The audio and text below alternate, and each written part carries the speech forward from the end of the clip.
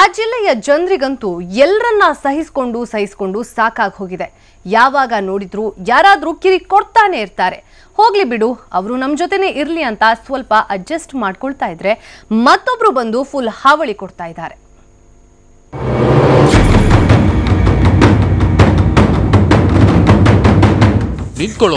ನಿನ್ಕೋ, ಯಾಕೆ ಹಂಗೋಡ್ತೀಯ?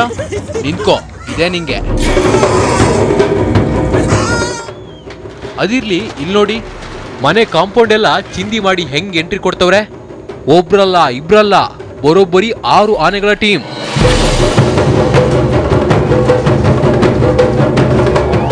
ಹಿಂಡಿಂಡು ಆನೆ ನೋಡ್ತಿದ್ದಂಗೆ ಅಲ್ಲಿದ್ದ ಜನರಿಗೆಲ್ಲ ಕೈಕಾಲ್ ಫುಲ್ ಶೇಕ್. ಮನೆ ಮೇಲೆ ಹೋಗಿ ಜೀವ ಉಳಿಸ್ಕೊಂಡ್ರೆ ಸಾಕು ಅಂತ ನಡುತ್ತವ್ರೆ. ಇವನ್ ಕತೆ ನೋಡಿ, ಪಾಪ ಹಲಸಿನ ಹಣ್ಣಿನ ಬಯಕೆ ಆಗಿತ್ತು ಅನ್ಸುತ್ತೆ. ಸೊ ಬೇರೆ ಯಾರಿಗಾದ್ರೂ ಹೇಳಿದ್ರೆ ಕಿತ್ಕೊಡಲ್ಲ ಅಂತ ತಾನೇ ಮರ ಹತ್ತು ಕಿತ್ಕೊಂತವನೆ.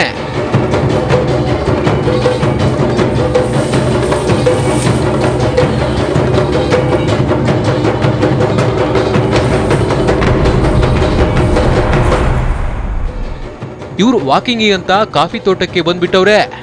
ಇವರೆಲ್ಲ ಕಾಫಿನಾಡು ಕೊಡಗಿನಲ್ಲಿ ವಾಸಿಸುತ್ತಿರೋರು.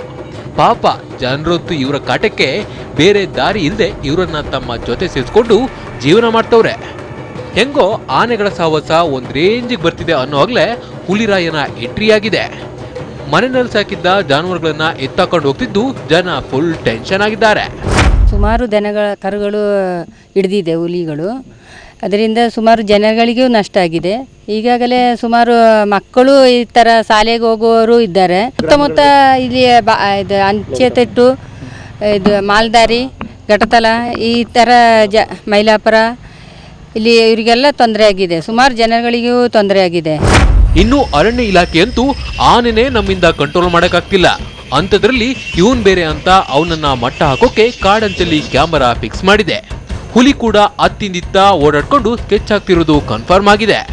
ಸೊ ಹುಲಿ ಹಿಡಿಯೋಕಂತಲೇ ಅರಣ್ಯ ಇಲಾಖೆ ರಾಪಿಡ್ ಆಕ್ಷನ್ ಟೀಮ್ನ 10 ಜನರ ತಂಡ ಶಸ್ತ್ರಸಜ್ಜಿತರಾಗಿ ಪಹರೆಗೆ ನಿಯೋಜಿಸಿದೆ.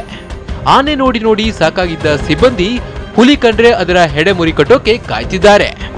ಅಂದ್ರೆ ನಾವಿಲ್ಲಿ ಕ್ಯಾಮ್ರಾ ಇಟ್ಟಿದ್ದೀವಿ. ಅದರಲ್ಲಿ ಬಂದು ಪಾಸ್ ಆದ್ರೆ ಯಾವುದು ಹುಲಿ ಏನಂತ ನೋಡ್ತೀವಿ. ನೋಡಿದ್ಮೇಲೆ ಮುಂದೆ ನಮ್ಮ ಮೇಲಧಿಕಾರಿಗಳು ಏನು ಮಾಡ್ತಾರೆ ಅದನ್ನ. ಈ ಸುತ್ತಮುತ್ತ ಎಲ್ಲಿ ಓಡಾಡ್ತಿದೆ ನಿಮ್ಮ ಗಮನಕ್ಕೆ? ಸೊ ನಮ್ಮ ಗಮನದ ಪ್ರಕಾರ ಅದು ಸಂಜೆ ನೈಟ್ ಬರುತ್ತೆ, ಬೆಳಿಗ್ಗೆ ಪುನಃ ಫಾರೆಸ್ಟ್ಗೆ ಹೋಗುತ್ತೆ. ಒಟ್ಟಿನಲ್ಲಿ ಇಷ್ಟು ದಿನ ಕೊಡಗಿನ ಜನರಿಗೆ ಸಿಕ್ಕಲ್ಲಿ ಪ್ರತ್ಯಕ್ಷ ಆಗ್ತಿದ್ದ ಆನೆಗಳ ಹಾವಳಿಗೆ ಇನ್ನೂ ಪರಿಹಾರ ಸಿಗ್ತಿಲ್ಲ, ಸಿಗೋ ಲಕ್ಷಣನೂ ಕಾಣ್ತಿಲ್ಲ. ಈ ಮಧ್ಯ ಹುಲಿರಾಯ ಬೇರೆ ಸೈಲೆಂಟ್ ಆಗಿ ಬಂದ್ಬಿಟ್ಟವನೆ. ಹೆಂಗಿದ್ರು ಮೊದಲೇ ನೇಚರ್ ಚೆನ್ನಾಗಿದೆ, ಹುಡ್ಕೊಂಡು ತಿನ್ಕೊಂಡು ಸಾಕು ಪ್ರಾಣಿಗಳು ಚೆನ್ನಾಗಿರ್ತಾವೆ. ಸೊ ಬೇಟೆಯಾಡಿ ಮೈ ನೋವು ಮಾಡ್ಕೊಳಂಗಿಲ್ಲ ಅಂತ ಕಳ್ಳಂಗ್ ಬಂದು ಲಬಕ್ ಸ್ವಾ ಮಾಡ್ತಿದ್ದಾನೆ.